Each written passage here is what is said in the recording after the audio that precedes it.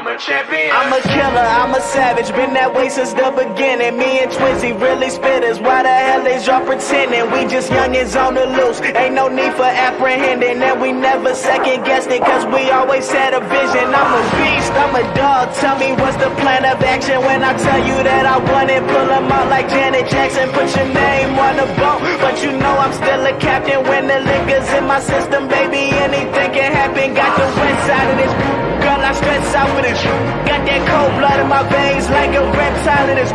Gotta make room for my team, don't get exiled in this. Trying to find Mr. Right and get you left out of this shit. Yeah. I've been trying to find my way back home. I've been riding down this road too long. Yeah, mama, I'm coming. I'ma keep running and running. I'm a champion. Yeah, I'm a champion. I'm a champion. I'm a champion. I'ma keep running and running. I'm a champion.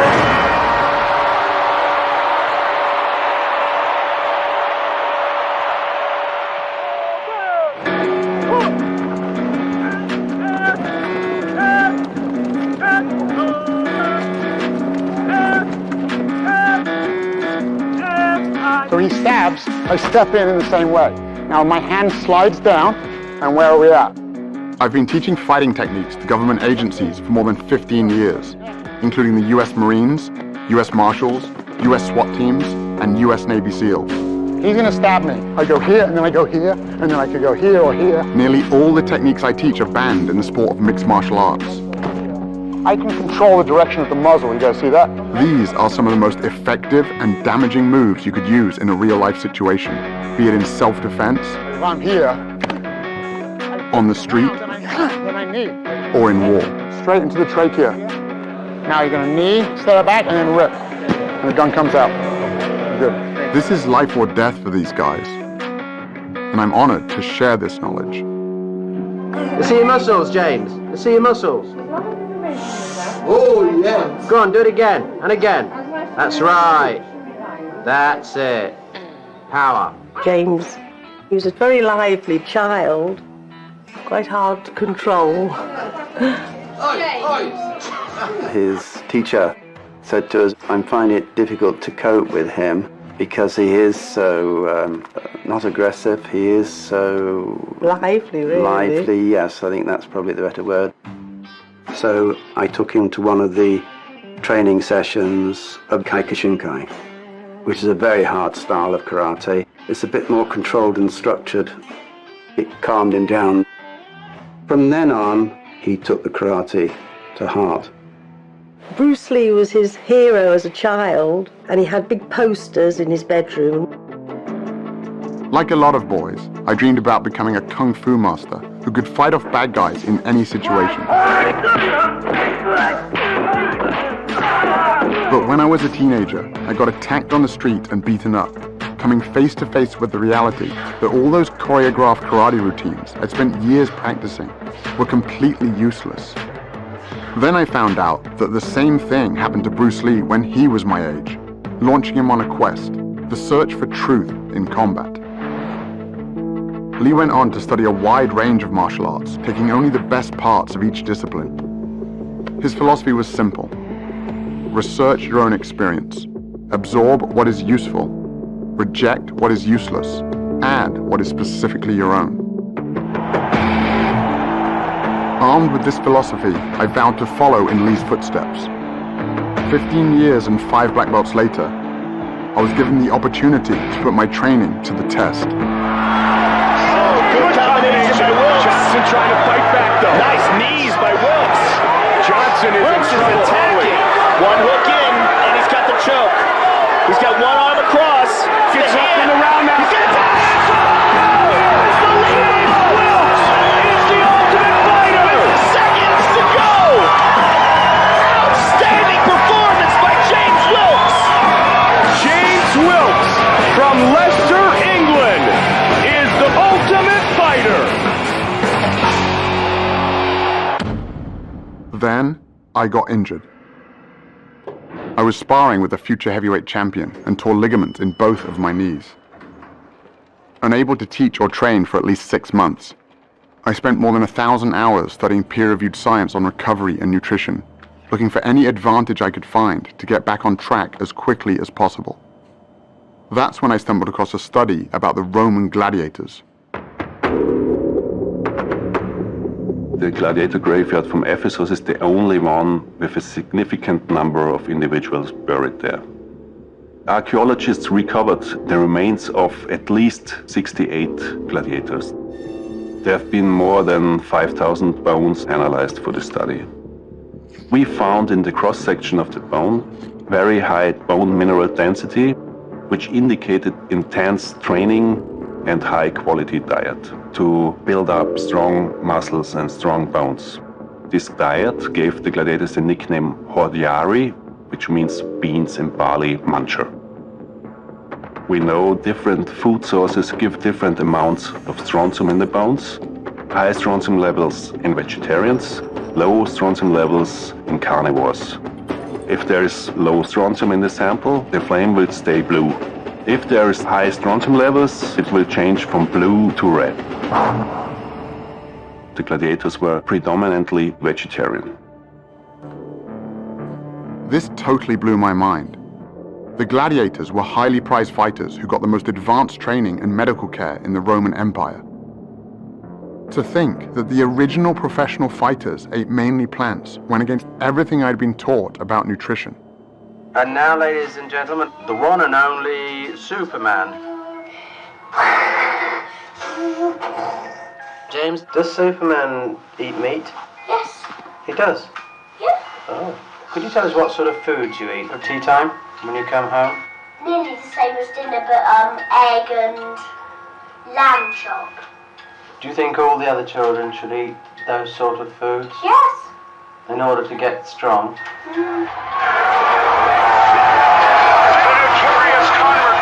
Even in the UFC, this idea that meat makes you tough had become a focal point for one of the most anticipated fights in the history of the sport, between Conor McGregor, the world champion in 2 different weight classes, and Nate Diaz, who accepted the fight with only 11 days' notice after McGregor's original opponent pulled out. McGregor was a big meat eater. It's steaks every day for me. Steaks for breakfast, steaks for lunch, steaks for brunch, grass-fed, massaged, beef, all day long. Diaz was on a plant-based diet. Eat your vegetables. And McGregor had a field day with it. This man, let's see, can he fight? I'm a lion in there. Your little gazelle friends are going to be staring through the cage, looking at your carcass getting eaten alive. McGregor was feeding off a stereotype that was pretty much universal. You eat like a vegetarian. I was curious to find out if there were any other elite athletes following a plant-based diet. The first I found was Scott Jurek, one of the greatest ultra runners of all time. Scott built his career running extreme distances over brutal terrain, conquering the sport's most prestigious races, including the Badwater Ultramarathon, 135 miles through California's Death Valley, with temperatures reaching 130 degrees. I was training for the Western States 100-mile race, which is like the Super Bowl of ultramarathon racing. And that's when I was transitioning to a plant-based diet. I remember doubting myself, even up to a week before the race, like maybe I should have eaten meat. But I led that race from start to finish and won it for 7 years in a row. And there was no question that the plant-based diet was fueling my victories. When I met Scott, he was gearing up for the greatest challenge of his career. Invite me over. When I'm moving, I'm definitely going to be eating. Having already mastered single-day endurance events, Scott was now trying to become the fastest person ever to run the entire Appalachian Trail, a distance of 2,200 miles. My goal is to break the record. 46 days, 11 hours. Let's go to Maine. 2 marathons a day over technical terrain. Average of 11,000 feet of climbing and 11,000 feet of descent every day, back to back to back to back. It's completely beyond anything I've done before. As Scott hit the trail, I was confused about how his meat-free diet could possibly give him enough energy. So I reached out to Dr. James Loomis, a team physician who was part of 2 championships, a World Series and a Super Bowl. What I found in the locker room was some pretty outdated ideas about nutrition. You would go to a pre-game dinner with the football team and you would see this spread. There would be steak and chicken, very much protein-oriented, because their perception was that the protein is what sustains their energy. But in fact, that's not the case. The actual energy for exercise comes mainly from carbohydrates in the form of glycogen that we store in our muscles. And when we sacrifice those carbohydrate calories for protein calories in our diet, what ends up happening is you will develop really chronic carbohydrate or glycogen depletion. And what does that lead to? Well, it leads to chronic fatigue and loss of stamina. I wanted to know how this whole meat gives you energy thing got started, and traced it back to the 1800s when a famous German chemist hypothesized that muscular energy came from animal protein, and that vegetarians were incapable of prolonged exercise. Liebig's beliefs were so widely accepted that they even inspired the USDA's first protein recommendations. By the time science proved his theory false with the discovery that hard-working muscles run primarily on the carbohydrates found in plants, it was too late. People all around the world had already bought into Liebig's ideas about meat and energy. But not everyone was convinced. As early as 1908, plant-based athletes were starting to claim their first Olympic golds. Are you still sticking to your vegetarian diet, Mary? Very rigidly, yes. And do you find that's a benefit to you, do you? Greatly, or I wouldn't do it. Winning the gold medal. Lewis gets it, and it's a new world record as well.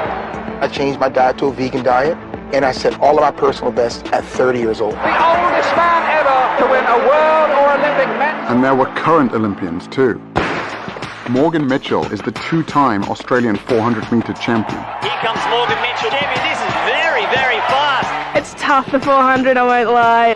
The first 200 is pure speed, and then the last 200, it shows who's got that speed endurance training in their legs. And obviously the last 50, you've just got to pray because lactic is hitting hard. You need to be able to hold that endurance. She also represented Australia at the 2016 Summer Olympics. A lot of people had doubted me when I first became vegan, but my energy levels increased incredibly. And my iron, my B12, everything that people said would become deficient were amazing. I thought, I'm going to make sure I'm beating them all on the track. I mean, we're all friends, but it was pretty cool to finish my Australian domestic season undefeated. And to win the Nationals was obviously that little cherry on top. Morgan Mitchell, she's tearing away from the field. There was also Dotsie Bausch, an 8-time USA national cycling champion and 2-time Pan American gold medalist. My event in track cycling requires a massive amount of explosive power. Let's go, ladies. Go, go, go. First of all, we have to get off the line, and we're starting from a dead start with one gear. We have to be able to move that mass, that weight, off the line and get it up to speed within 3/4 of the length of the track. My training regimen involved 6 days a week, climbing mountains up and down for at least 4 and 5 hours a day, hard track sessions, and then big gym sessions. I grew up in Kentucky, so that's the land of casseroles and barbecue and meat. So when I transitioned over to an entirely plant-based diet, I wasn't sure if I was going to survive. And I actually became like a machine. I got up from being able to move about 300 pounds on the inverted leg sled to moving 585 pounds, 60 reps, times 5 sets. To move that kind of weight, you need more than just energy. You also need strength. In other words, protein. I just couldn't believe that Dotsie, or anyone for that matter, could get enough protein eating only plants. I think one of the biggest misconceptions in sports nutrition is that we have to have animal protein, and in particular meat, to get big and strong and perform at a high level. That's just clearly not true. All that protein that you get when you eat a steak or a hamburger, where did it come from? It came from the plants that the cow ate. I was surprised to learn that all protein originates in plants.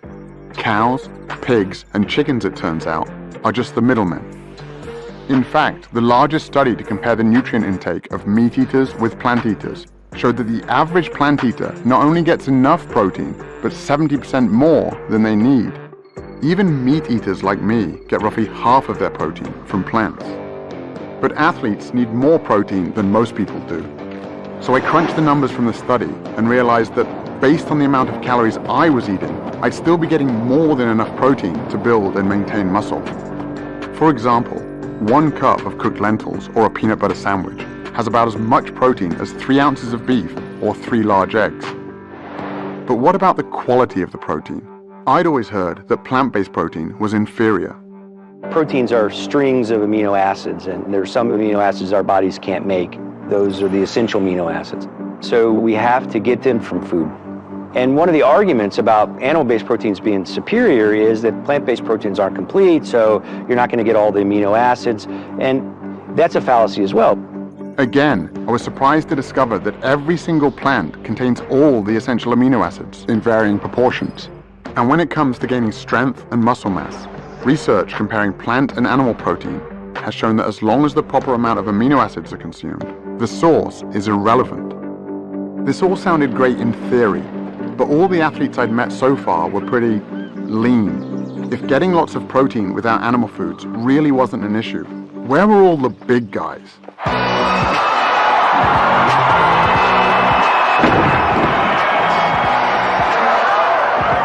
Kendrick Farris was the only male weightlifter to represent the United States at the 2012 and 2016 Olympic Games. Olympic style weightlifting is going from the ground to overhead in 1 or 2 explosive movements, the most explosive movements that can be done.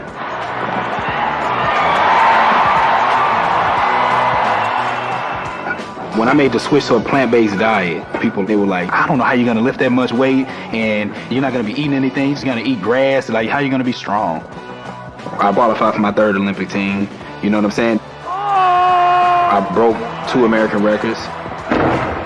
I won the Pan Am Games. I was like, man, like I think I should have done this a long while ago. Like, why didn't I research this before? And Kendrick wasn't alone.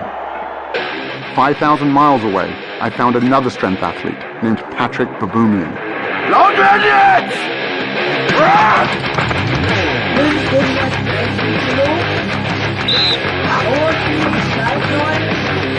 Patrick is one of the strongest men on the planet, with multiple world records, including the front hold, the keg lift, and the log lift.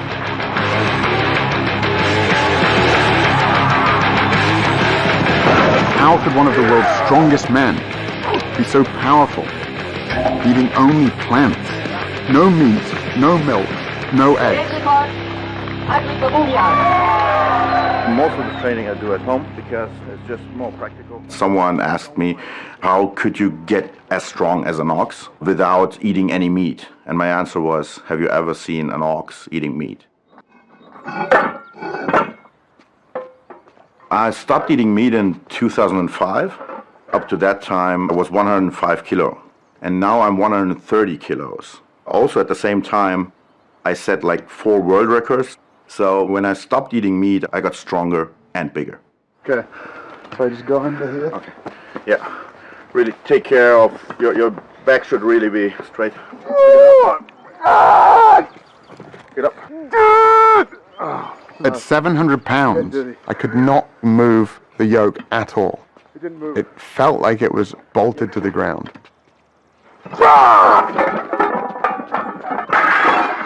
And that was just his warm-up weight. It's hard to fathom how strong Patrick really is. It's almost superhuman.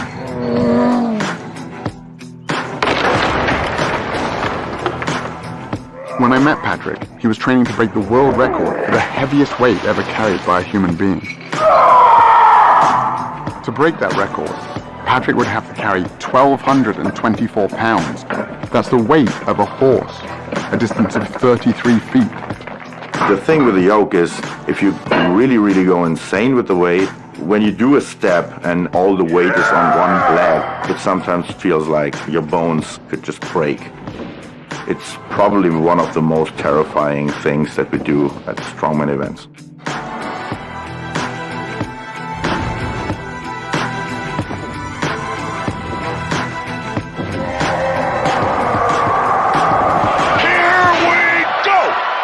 When Nate Diaz stepped into the cage to face Conor McGregor, the Vegas oddsmakers had Diaz as the 4-1 underdog.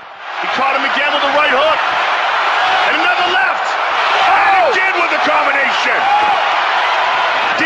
trying to finish with a submission. He's got it! That's it! He's got the choke! Nate Diaz! He's got it! He has done it! Nate Diaz beats Conor McGregor! Oh my goodness! Nate Diaz, you just shook up the world. How's that feel? Hey, I'm not surprised, motherfuckers. It's a bitter pill to swallow. It was simply a battle of energy in there, and he got the better of that. So 9 days out from the fight, I started eating 2 steaks a day, and it just came back to bite me on the ass, you know? This was the greatest upset in UFC history, and it turned out Nate wasn't the only plant-based fighter out there. I stopped eating meat probably like around the end of 2012. I grew up not even knowing about half of these other vegetables. Asparagus to me just came out like 5 years ago. You know what I'm saying? It's just like, as a kid, it was like, asparagus, we never see that. I'm like, what's that?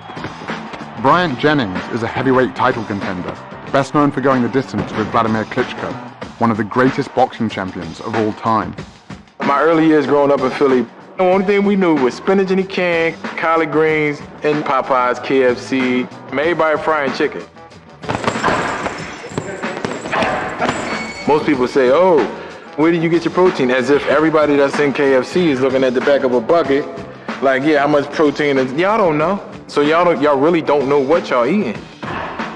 I'd never really thought about it like that before. What else was in the food I was eating? An experiment to help answer that question was being conducted by Dr. Robert Vogel, co-chair of the NFL's subcommittee on cardiovascular health. What you eat immediately before an athletic endeavor really can have major impact on how you perform. There's a direct correlation between a meal and endothelial function. The endothelium is the lining of blood vessels. It regulates blood flow throughout the body. It knows that a particular muscle group or organ needs more blood flow, and it dilates, it opens up. When the endothelium is impaired, it cannot open up. It cannot allow blood flow to increase as much, and therefore impairs athletic performance. The test subjects were 3 football players from the Miami Dolphins, defensive back Michael Thomas, and wide receivers Griff Whalen and Kenny Stills. For the touchdown, Kenny Stills! Today we're going to be feeding them 3 burrito breakfasts with a lot of protein. 2 of them have sources of animal-based protein and fat. One is from beef, one is from chicken. Third is a plant-based burrito which has beans in it, so the protein and the fat came from a plant-based source. Tomorrow we're going to feed them all bean burritos. We're looking at the impact of eating a different meal on the same people. All right, here's the beef. Thank you. Chicken here, and I have a plant-based one here as well. Thank you. Griff has been plant-based for 4 years, so he got bean burritos on both days. On away games, we always eat fried chicken, we eat Popeyes. I love fried chicken, I love Popeyes, and I'm gonna eat Popeyes every time. 2 hours after each meal, the players had their blood drawn and put into a centrifuge. The red blood cells sink to the bottom. An amber-colored fluid called plasma rises to the top. If the plasma is see-through, it means there's not much fat in the blood, and the endothelium is likely functioning well. Michael, today's blood and yesterday's blood. This is a plant burrito. This is a meat burrito. Look at the difference it makes in what circulates in your bloodstream. Cloudy? Cloudy. And that's on top is the fat circulating in your blood from the meat burrito. Gotcha. Griff, you're the vegan. Here's your blood from today and your blood from yesterday. Nice and clear, both of them. So the fat from the avocado doesn't have that kind of effect? That's right. Kenny, you're the fried chicken guy. You want to see your chicken? There it is. Yeah, it's pretty gross to see. Sources of animal-based protein and fat have a tremendous impact on endothelial function. That lasts for 6 or 7 hours after you eat. So if you have bacon and eggs for breakfast, or a hamburger for lunch, and a steak for dinner, this is going on all day long. Your blood is always cloudy, and the ability to operate at your best is always impaired. Damn. I guess I won't be eating my fried chicken no more. Dr. Vogel's experiment was backed up by numerous studies measuring how a single animal-based meal can impair blood flow. I also found a large body of research showing that plants have the opposite effect, improving endothelial function and increasing blood flow. Controlled studies show that simply drinking beet juice before training allows subjects to cycle 22% longer and bench press 19% more total weight. I've seen races where it has come down to the 1,000th of a second. Sometimes you have to do things that you know your competitors aren't doing, getting every single advantage you can. Knowing I could get enough energy and protein was one thing, but seeing what a single animal-based meal could do to an athlete's blood sealed the deal. It was time to give this plant-based thing a try, but there was only one meat-free meal I could think of. Hi, what can I get for you today? Could I get 2 bean burritos, please? Bean or beef? Bean. All right, I'll see you at the window, okay? Thank you. You're welcome. When I went plant-based, I thought that it would be a longer transition, but I just immediately started feeling like I could go kick ass and not need the recovery in between. It was mind-blowing to my teammates. They were tired of me saying, like, let's go again and again. Recovery is the most essential element of an elite athlete's existence. It's damage repair, and you do that over and over again. Because if you can do more work and more repair, you're going to be the better athlete. Dotsy was right. Bouncing back quickly between workouts is a huge advantage for any athlete. But the idea that food could be the secret weapon, I had to find out more.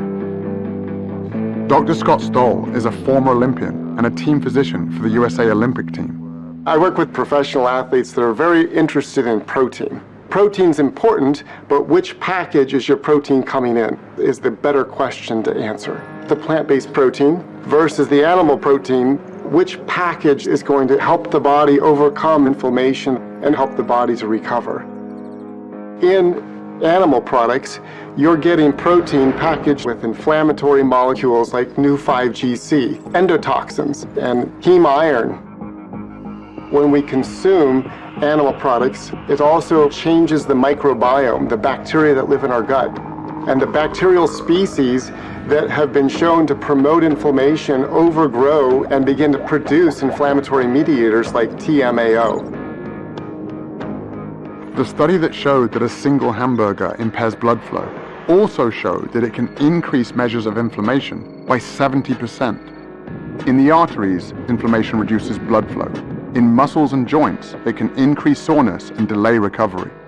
In plant-based protein, you're getting protein that's packaged with antioxidants, phytochemicals, minerals, and vitamins that are going to reduce inflammation, optimize the microbiome, optimize blood supply, and optimize your body's performance. The antioxidants Dr. Stoll was talking about are found almost entirely in plants, which have, on average, 64 times the antioxidant content of animal foods. Even iceberg lettuce has more antioxidants than salmon or eggs. As a result, switching to a plant-based diet can help reduce measures of inflammation by 29% in just 3 weeks.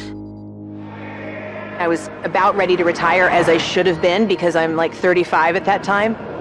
But I just kept getting better, and so they had to take me to the Olympics. We were complete underdogs as Team USA. In our semifinal ride against Australia, we were down by 1.7 seconds. No one's ever come back in team pursuit from a deficit that large.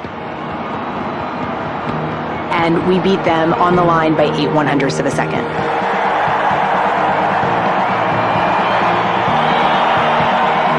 I was 39 and a half years old when I stood on the Olympic podium. I'm still the oldest person, male or female, to even go to the Olympic Games in my event. My diet was the most powerful aspect to me being able to perform and produce for the U.S. team at the Olympic Games. All of these athletes and their stories were impressive, but my goal from the beginning was to recover from actual injuries, like the damage I'd done to my knees.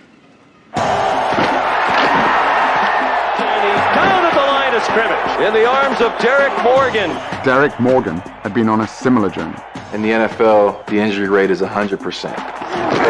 It's a violent game. Hit hard and goes down there. And so how you respond to injury and how quickly you heal from injury is important, because if you're not on the field, you're not helping the team.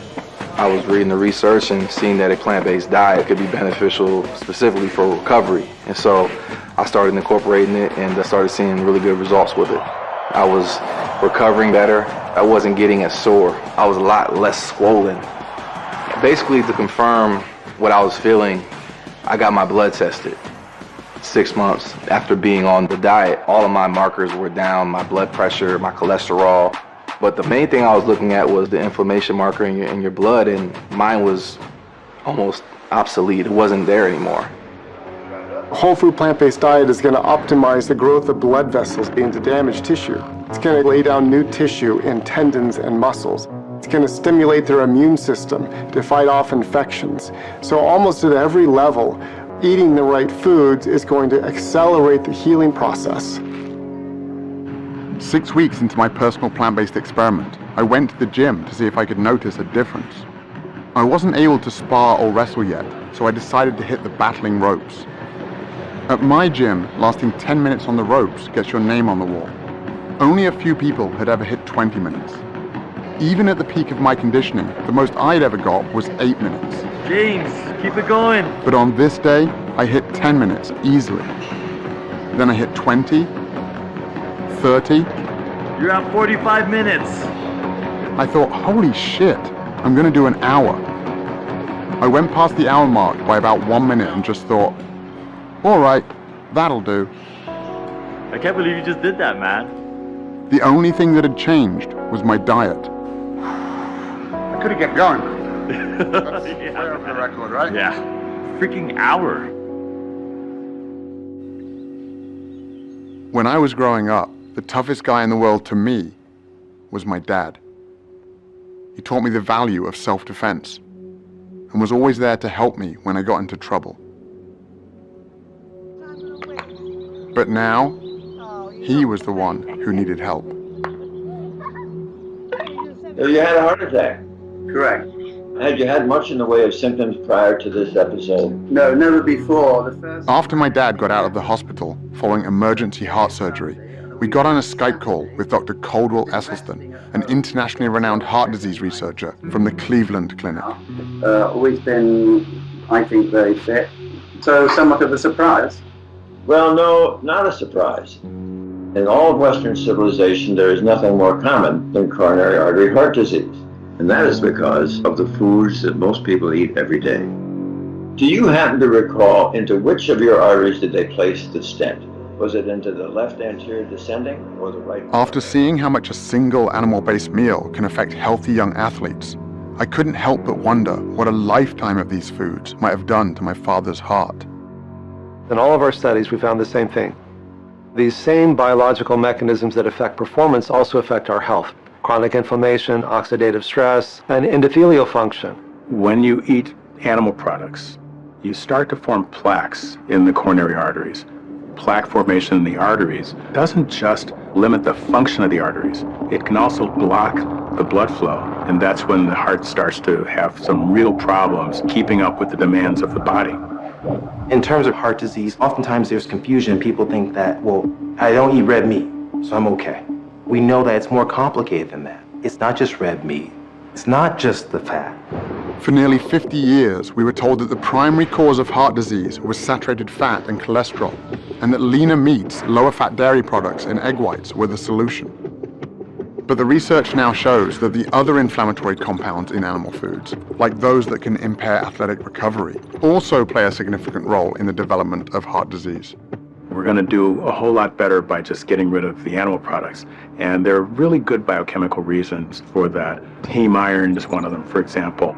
Heme iron is from an animal source, right? So most commonly you think red meat, even though poultry have it, fish has it. They did a meta-analysis looking over 6 prospective dietary studies, over 130,000 patients. And they came to the conclusion that 1 milligram a day of heme iron is associated with a 27% increasing risk of coronary heart disease.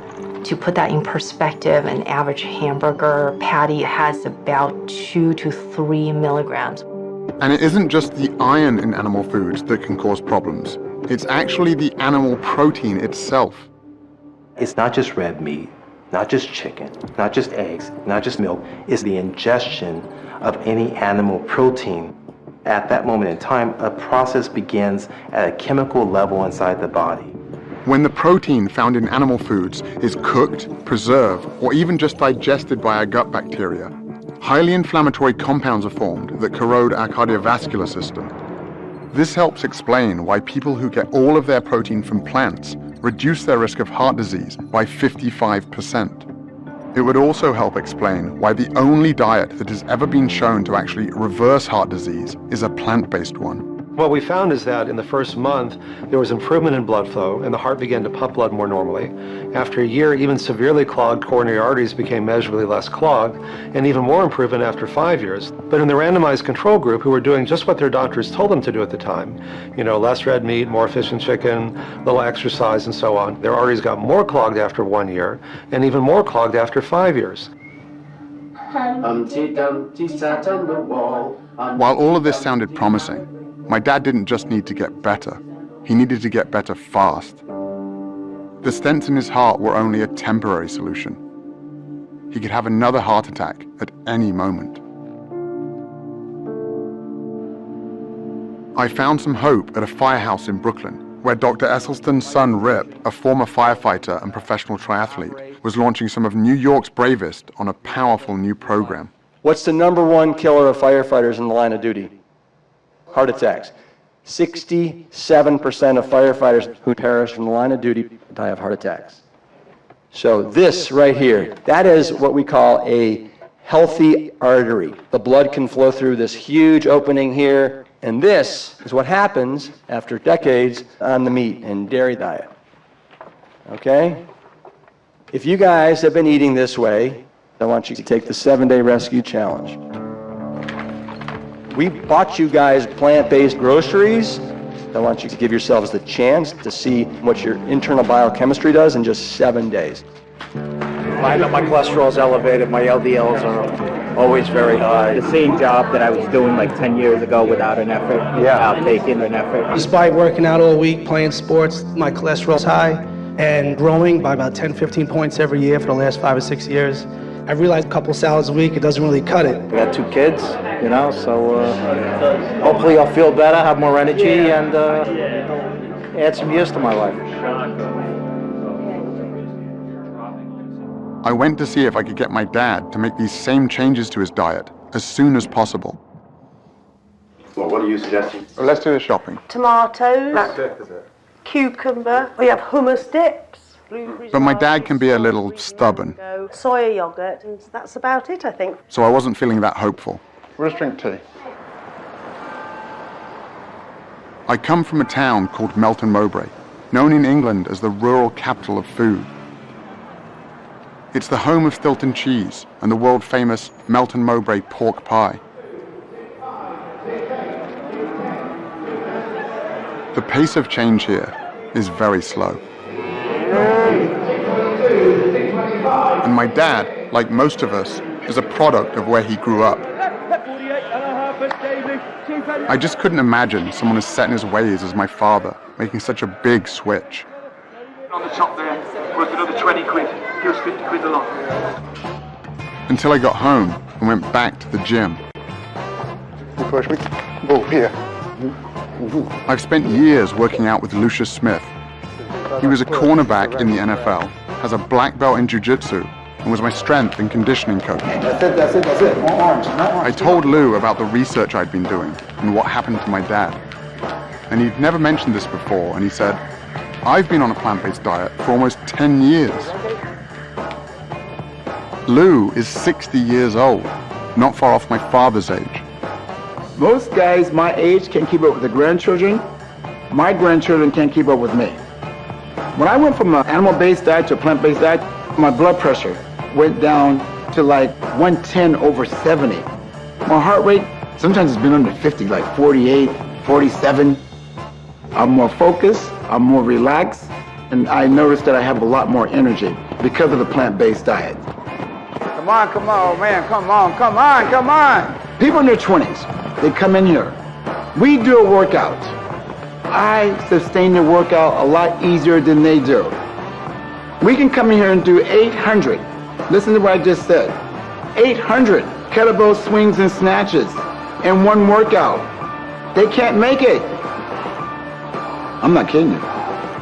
They can't hang, man, I'm telling you. They can't hang. There was another guy my dad's age who had also made a big change. I ate a lot of meat. I ate my 10, 15 eggs a day. And, I had my 250 grams of protein a day because I weighed 250 pounds. One and only Arnold Schwarzenegger. But as I got older and as I started reading up on it, I recognized the fact that you really don't have to get your protein from meat or from animals, as far as that goes. So we start going more in a direction of a vegetarian kind of a diet. Now we're doing it the right way, with the right spices. All of a sudden, I love it much more than the meat. And, the cholesterol went down to around 109. It was the lowest that it ever was in my entire life, at almost 69.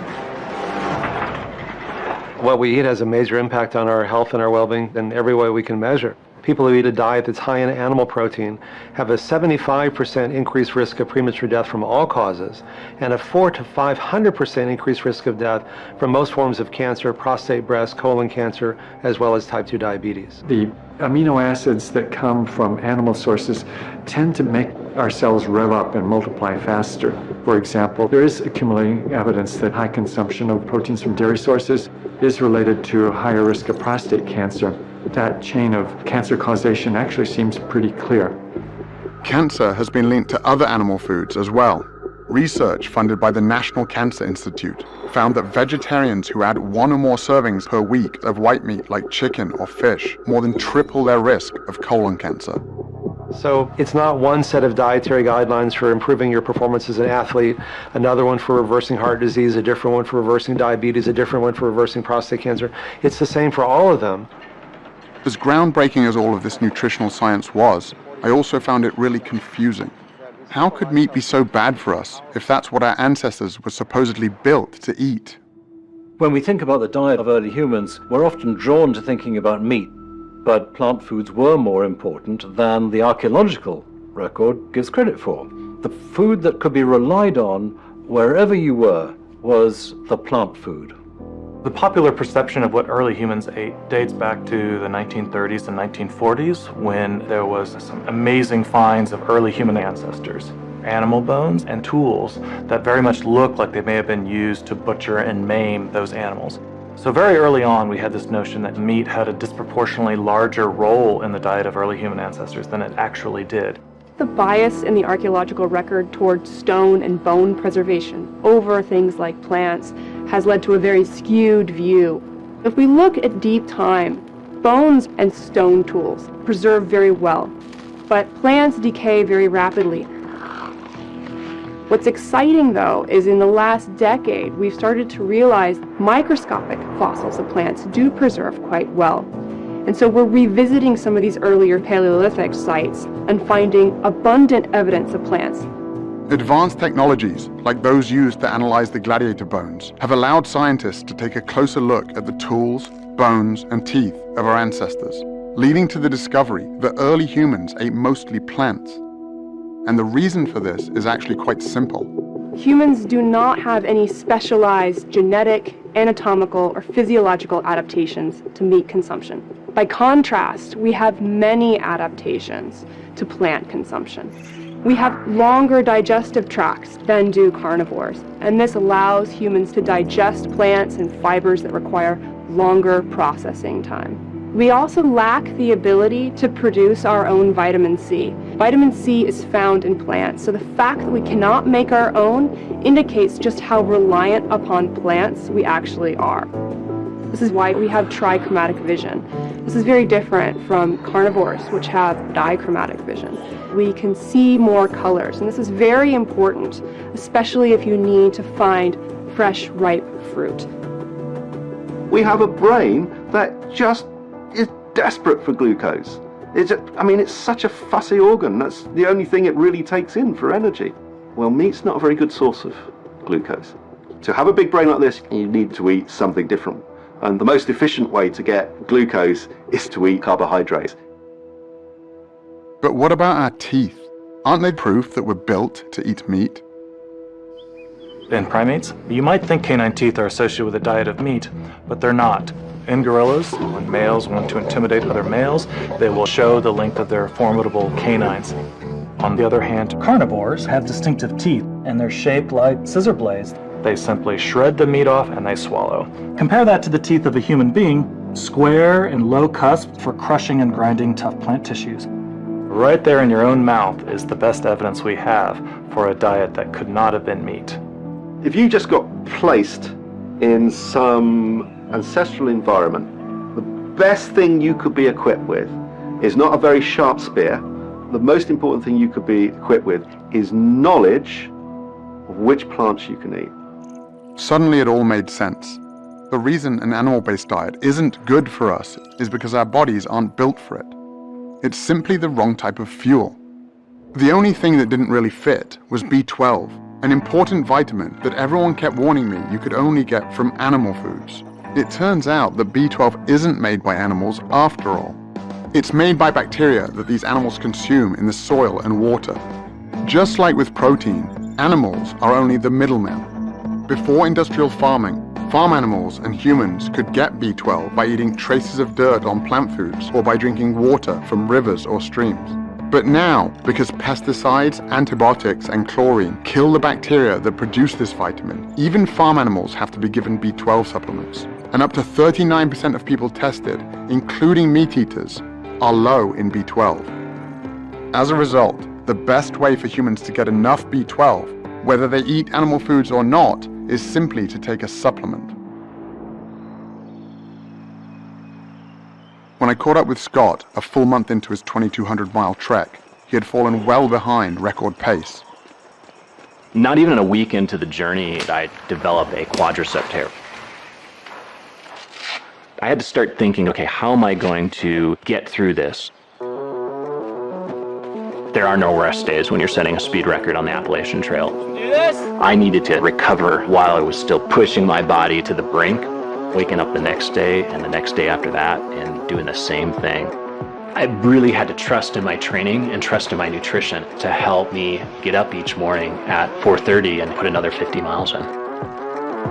With only 12 days left to break the record, Scott still had 550 miles left to go. They were experiencing record rainfall in Vermont when I went through, and there's just no way that I could be prepared for it. I was trying to make up all the ground that I'd lost with the injury, trying to get back on record pace, getting 2 to 3 hours of sleep or less, night after night after night, going over some of the most remote stretches. I put in 26 hours straight. But the Appalachian Trail keeps throwing more and more mountains at you. It never really lets up.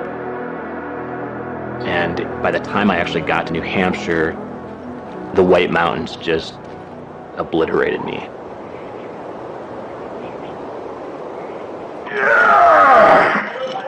With less than 2 weeks remaining, Patrick continued training for his world record attempt to carry more weight than anyone in history.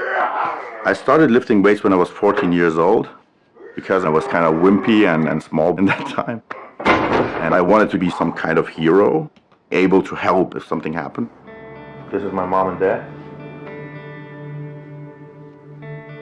When I was 4 years old, my dad, my mom, and my little sister, she was 6 months old, they were in a car accident.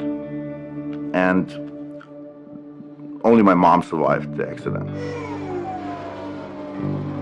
So when I was young, I had these fantasies of being super strong, and if someone got trapped, being able to help them get out.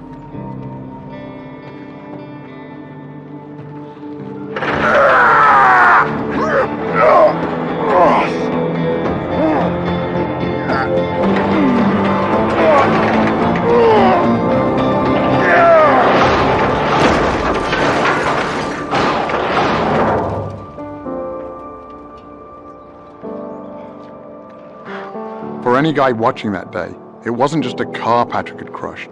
It was a myth they'd been fed their entire lives. Steak. That's what a man eats. Made from stuff guys need. Eat like a man. There's no one that can relate to that better than I do because I've lived in that world. Steak is for man. Go meat! They showed us commercials, burgers, George Foreman with the grill. Yeah. And the big sandwiches and all that stuff. Eat like a man and be full like a man. This is great marketing by the meat industry. Serious man food. Selling that idea that real men eat meat. You look like more of a man with a quarter-pounder in your hand. But you got to understand, that's marketing. That's not based on reality. It also made me wonder about hormones, specifically testosterone. I've never eaten a piece of meat in my entire life, and I've never had an issue with testosterone. I've gotten blood tests, and all my levels are right where they need to be, and clearly I don't have any trouble building muscle. Studies comparing men who eat animal foods with men who don't have consistently demonstrated no difference in testosterone levels. I found this hard to believe, since plant-based diets often include soy products, which I'd always been told were loaded with estrogen. I post a lot of my food, and if it includes any type of soy products, out of 100 comments, you've got 20 to 30 of them saying, hey, well, I heard that soy raises estrogen levels. Well, that's not the case. Soy, it turns out, contains phytoestrogens, compounds that look like estrogens but can actually have the opposite effect, blocking some of our body's estrogen receptors and preventing real dietary sources of estrogen from taking hold. The foods that contain real estrogens are animal foods, like chicken, eggs, and dairy, which can have a significant impact on our hormone levels.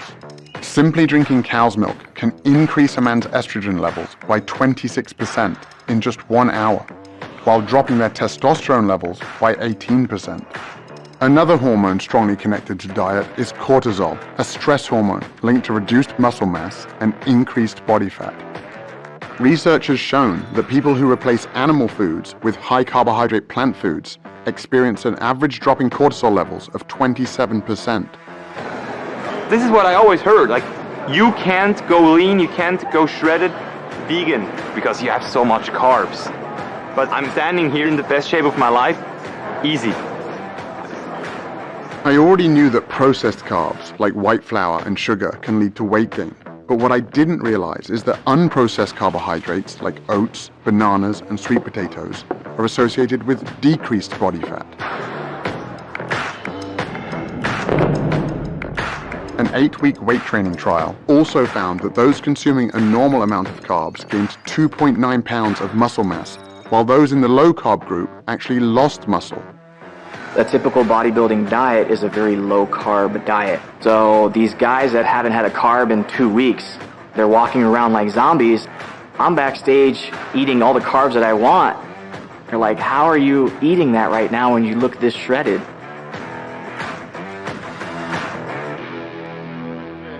Back in Nashville, Derek introduced me to his wife Charity, a professional chef who had helped inspire a big transformation. Nice to meet you. When I started cooking plant-based, whatever I made for dinner, I made a bunch of it and would send it over to the facility for Derek to eat for lunch because I knew he had no options other than a side salad. You've seen Derek. Do you think a side salad is going to fill him up? You know, I love to eat. In the beginning, I psyched myself out to say I don't care about flavor anymore. It wasn't really a sacrifice. She was still cooking, you know, mac and cheese and chicken wings, just plant-based. It's taking that love that you have for food and just changing it over to better ingredients. And so I brought it into the cafeteria, and I had teammates coming up to me. Guys were taking jabs and cracking their jokes. At the end of the day, the reason why I was doing it was to become a better player, which inevitably is going to help the team. Players started looking over like, okay, that smells good. They were like, whatever you send Derek, send me. I was like, all right, good. It started with 5 guys, and now middle of season, 13 players. I never intended this to be a business at all. But the last 15 years, we haven't been to the playoffs. So I'm gonna do anything that I could do to help this team. There she go, how you doing? How you doing? Hopefully you're hungry. Oh, definitely. Sundays are good. After the game, me and the guys are always looking forward to mealtime. How you doing? You come with an empty stomach? It's a good time in this kitchen.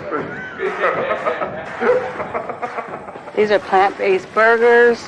Grill up, smell, tastes like beef.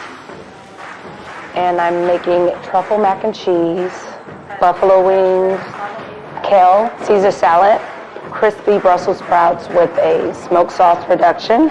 And we'll finish off with the peanut butter cheesecake. Oh, yeah. Oh, wow. Yeah. Thank you, Dad. So you guys were eating Charity's meal plan that she's on.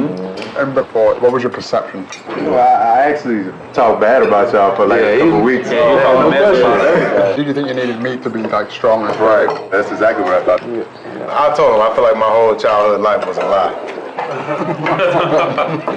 I definitely thought I was gonna miss it. And honestly, I haven't even thought about it again. But I felt more energized, feel stronger. It was pretty dope. And what about the taste? Tastes really good. And the meals were always looking good, and I found myself sitting in a locker staring at what they eating. So, you know, I tried it, and honestly, I mean, I felt the difference, and, you know, I was able to just perform consistently. Yeah, you caught your first touchdown after you switched over, right?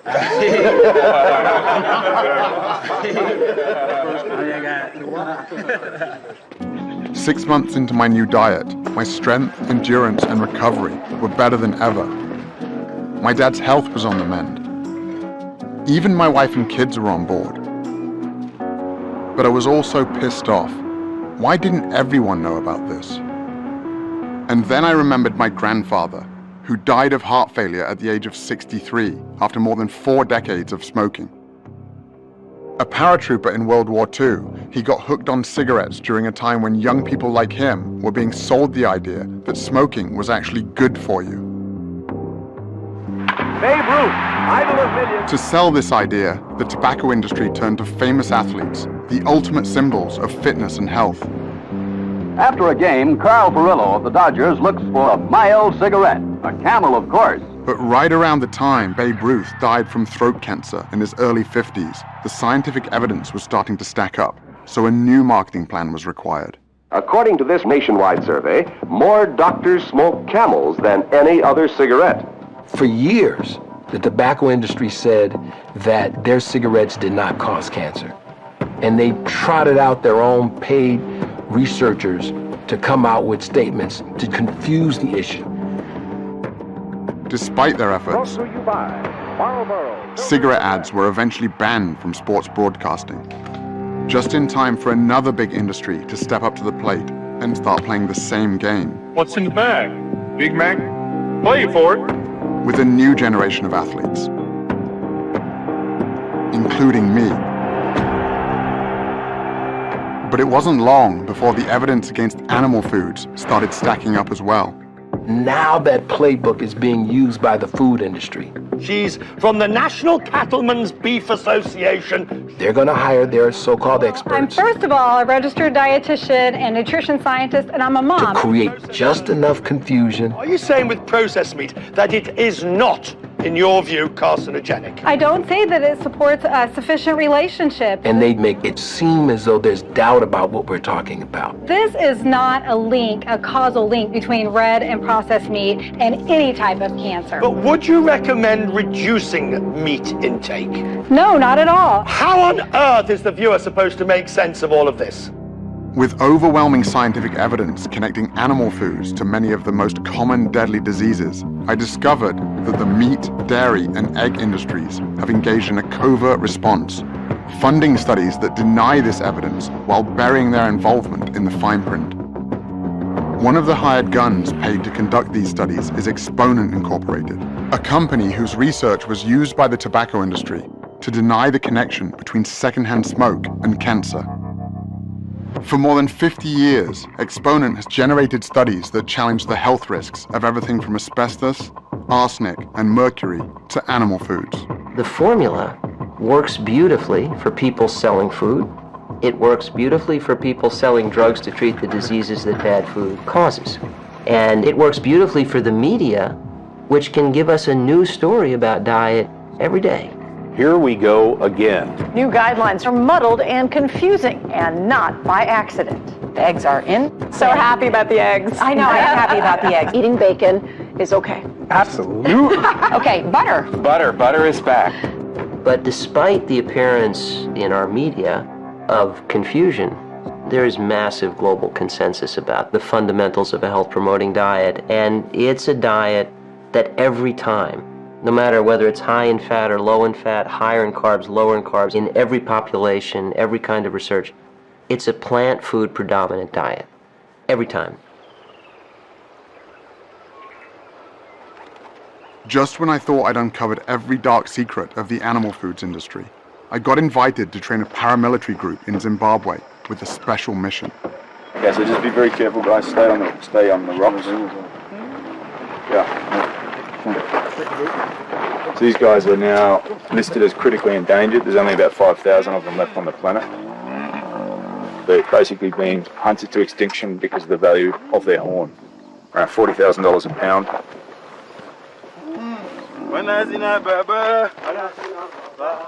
Damien Manda is a retired special operations sniper who completed 12 tours of duty in Iraq. He's also the founder of the International Anti-Poaching Foundation. Poacher maybe have an axe or a knife, so trying to disarm them. Yeah. So, he's going to thrust with the knife. Yeah. We are the SEAL Team 6 of conservation. We're the guys that go in and stop the hemorrhaging. Okay. Yeah, I'll stick to my AK-47. You stick to that. I lived every young boy's dream.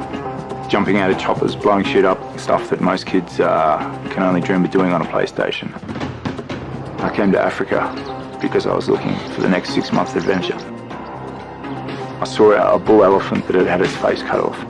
Tusks that had been taken. The whole elephant sitting there dead because some guy wants to have a tusk on his desk. What sort of ambush is this called? Linear ambush. I had money and I had skills that could help these rangers. Using the minimum amount of force required to get the job done. And I made the choice to dedicate my life to helping these guys protect these animals.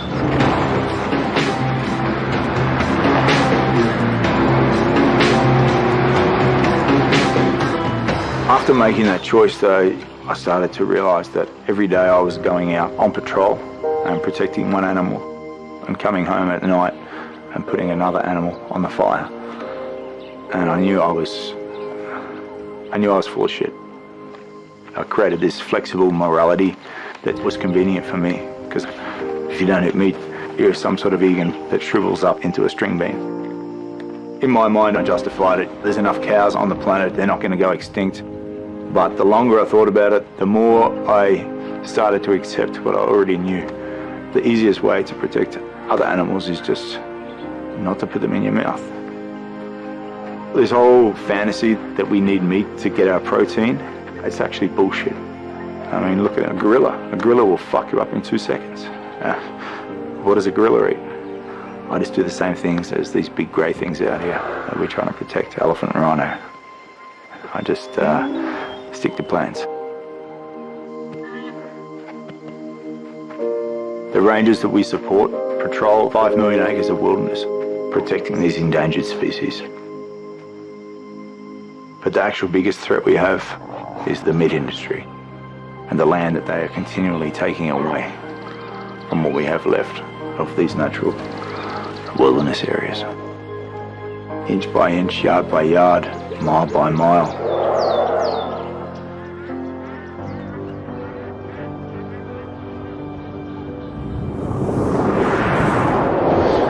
3/4 of all the agricultural land in the world is used for livestock production, and it imposes a huge cost on biodiversity. And what is the single biggest source of habitat destruction? It's the livestock sector. Meat, dairy, egg, and fish farming use 83% of the world's farmland, yet provide only 18% of the world's calories. The reason livestock require so much land is because, once again, animals are just the middlemen, consuming, on average, 6 times more protein than they produce. With more than 70 billion animals consumed globally each year, growing animal feed requires vast amounts of land, making it one of the leading drivers of deforestation. It also requires huge amounts of water. Meat plays a disproportionately large role in causing this overuse of fresh water. 25% of the rivers in the world no longer reach the ocean because we're taking out so much water to produce animal feed. Water has been fed into the grain that's been fed to the cattle. The cattle's being made into beef. One hamburger is 2,400 liters of embedded water. That's a heck of a lot of water. All told, more than 1/4 of humanity's fresh water consumption goes to produce animal foods. And it's not just water depletion that's an issue, it's also water pollution. In the United States, for example, farm animals produce nearly 50 times more waste per year than its entire human population, polluting rivers, lakes, and groundwater all across the country.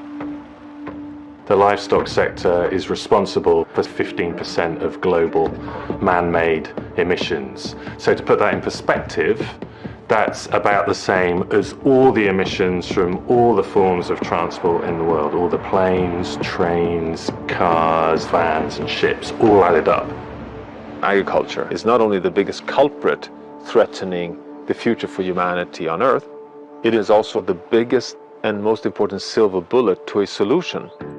In the US, where meat consumption is 3 times the global average, shifting away from an animal-based diet would reduce agricultural emissions by up to 73% and save 1 million liters of water per person per year. Globally, this shift would free up a total area of land the size of Africa, taking pressure off many of the world's most endangered ecosystems and species. The message is overwhelming, both for public health and environmental reasons. The more plants you can eat and the less meat and dairy you can consume, the better. After learning how much is at stake if we don't change the way we eat, I went back to Brooklyn to find some hope.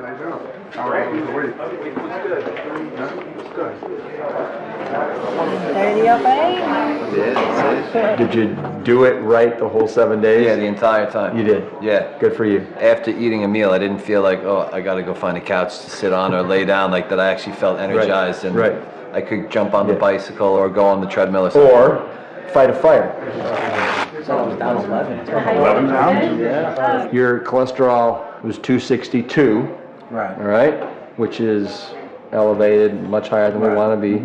Today, 176. Wow. Almost 100 points, huh? That's fantastic. Thank you. On your blood pressure, you dropped 16.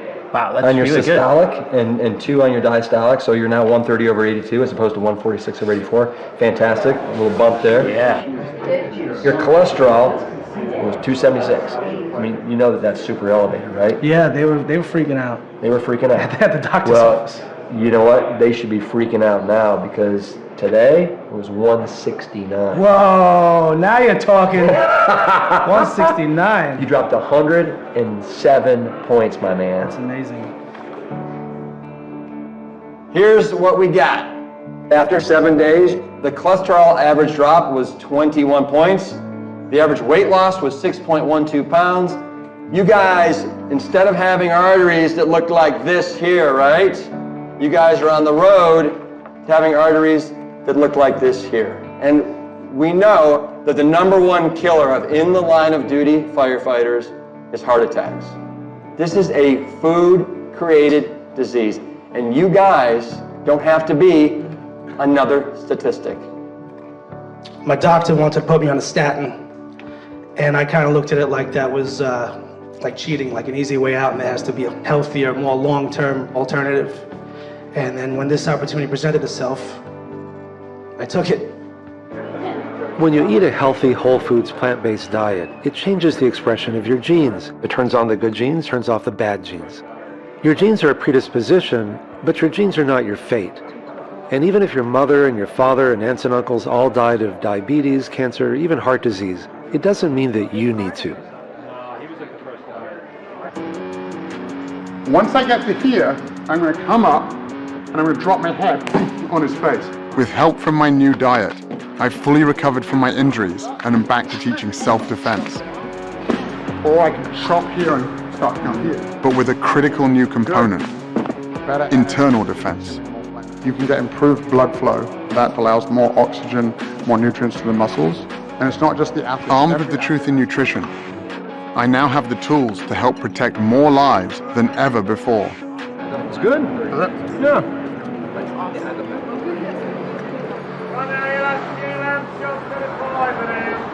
Everybody else got a fiver now. Too late for me to cry.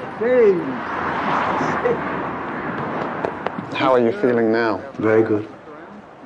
The figure that I read, it was 85% likelihood of your first attack, and that kills you. That's a high percentage, which makes me feel very blessed. Happy birthday, dear Pops. Happy birthday to you. Thank you. We've gone down the vegan route, and we now have soya milk. Masha makes sure I have my vegetables. Insists on it now. How old are you? 71. 71. Glad to be here. What's up? What's good with you? Bruce Lee understood that the quest for truth is only useful if you're prepared to take action on what you find. It's best to lead by example. Most people say, oh, I just can't become vegan. I said, you're right. It's a process to it. I'll give you guys some vegan chocolates.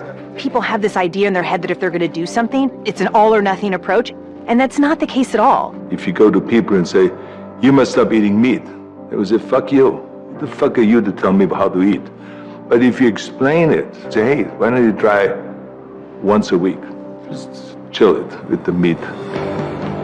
50 years ago, no one talked about, hey, maybe you should just get your protein from vegetables. But now, there's many athletes, professional athletes in all kinds of different sports that have done extremely well staying away from animal foods. Lewis Hamilton wins the German Grand Prix. We all want to feel great. We all want to look great, have more energy. And the most important thing is about having the right fuel in your body. I can't remember feeling this great in my whole 32 years of my life. At the 20, cuts back to the 15, and Matthews goes! Opening play, touchdown for the Titans. And I don't ever remember a comeback like this. This is unreal. This was our best season in the last 15 years. Sack, that was Orakpo and Derek Morgan. And we had about 14 guys on plant-based diets. Jarrell Casey, Brian Orakpo. Bright spot in this game was this Titans defense. Oh my goodness! Double-digit sacks for Derek Morgan. He had his best season of his career. Titans on their way to the playoffs. We did it, baby! And the playoff win on my birthday was probably the pinnacle of my career so far. Everybody's talked about the defensive line in this diet. It was the burritos. It was the breakfast burritos. That's what it was. They'll get you to the playoffs.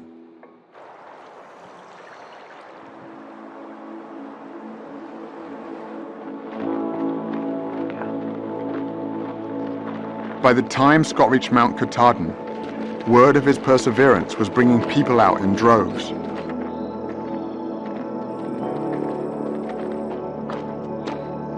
But after 46 days and nearly 2,200 miles, Scott had only a few hours left to break the record. This will be the heaviest weight that anyone has ever carried on their shoulders. Patrick will be attempting 555 kilos, which is 1,224 pounds. This is an official Guinness World Record. The potential of the human body is immense. You can come out of some of the deepest, darkest holes if you keep pressing forward. I'm gonna do this. Woo!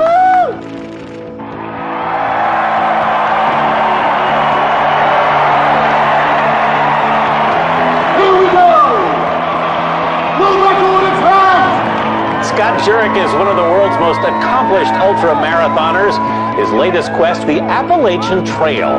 It takes most hikers 5 to 7 months. Jurek did it in 46 days, 8 hours, and 7 minutes. 3 hours faster than the previous record.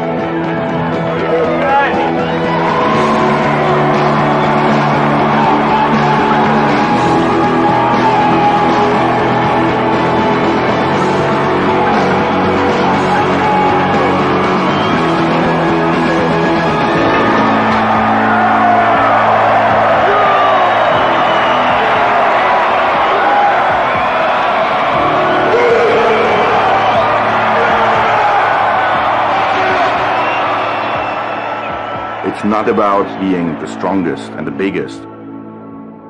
It's really about what are you going to do with your strength and what are you going to do with the power that you have.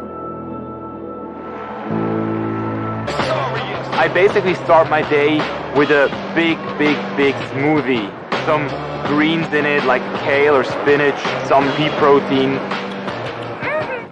Pancakes really at the top because I like breakfast food anytime. Like it's no wrong time to have that. I love my toast with peanut butter. Lunch, I would make a veggie burger. Avocado's a really big one for me. I'm addicted. A big salad with veggies, quinoa, rice. I call it the trough bowl. And then at dinner, anything from Japanese to Mexican. I love Indian food and also the Thai curry. Really, I like pizza. If I'm about to just chow down, like really get it, man, a lasagna. If you like chicken nuggets, okay, they have vegan nuggets. If you like meatballs, they got vegan meatballs. A lot of pizza, pasta, and burgers, sometimes even at the same time.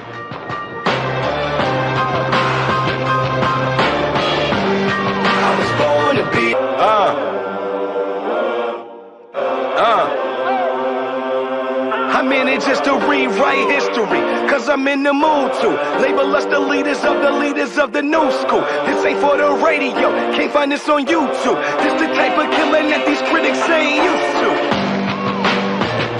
Victorious.